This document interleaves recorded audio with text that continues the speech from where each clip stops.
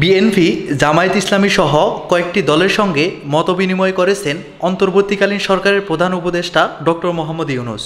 গতকাল সোমবার মতবিনিময় সভা শেষে আমির জামায়াত বলেন, সরকার মাত্র শুরু হলো, আস্থা কেন রাখবো না? এটা তো জনগণের বিপ্লবের সরকার। সকল সাংবিধানিক প্রতিষ্ঠান ধ্বংস করা হয়েছে, বিচার বিভাগ বলতে কিছু ছিল না। তারপরে নির্বাচন কমিশন কি আপনারা জানেন, এমনকি মানবাধিকার কমিশনের কী অবস্থা এটা আপনারা জানেন, অডিটর জেনারেল অফিসের কী অবস্থা সেগুলো আপনারা জানেন। সবগুলা প্রতিষ্ঠানকে ধ্বংস করে ফেলা হয়েছে। গোটা পুলিশ বাহিনীকে একটা লীগ বাহিনীতে পরিণত করা হয়েছিল। আবার সিভিল সার্ভিসে যারা আছেন অনেকেই তখন মনে হয়েছে যে দলীয় নেতা হিসেবে ওনারা পারফর্ম করছেন। তো সেই জায়গাগুলো আগে তাদেরকে ঠিক করার সুযোগ দিতে হবে।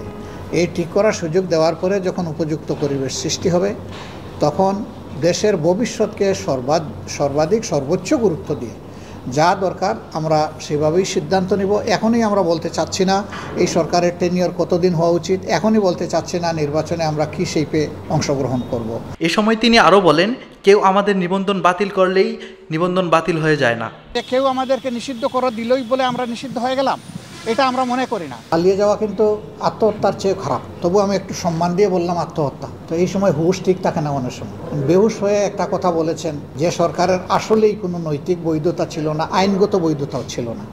সেই সরকারের কোনো এক্সিকিউটিভ অর্ডারই আসলে বৈধ হতে পারে না। আমরা এই সরকারের কাছে দাবি জানিয়েছি, আরও জানাবো যে তাদের নির্বাহী আদেশে যা কিছু অত্যাচার করা হয়েছে এক আদেশে সবগুলোই খারিজ হওয়া উচিত।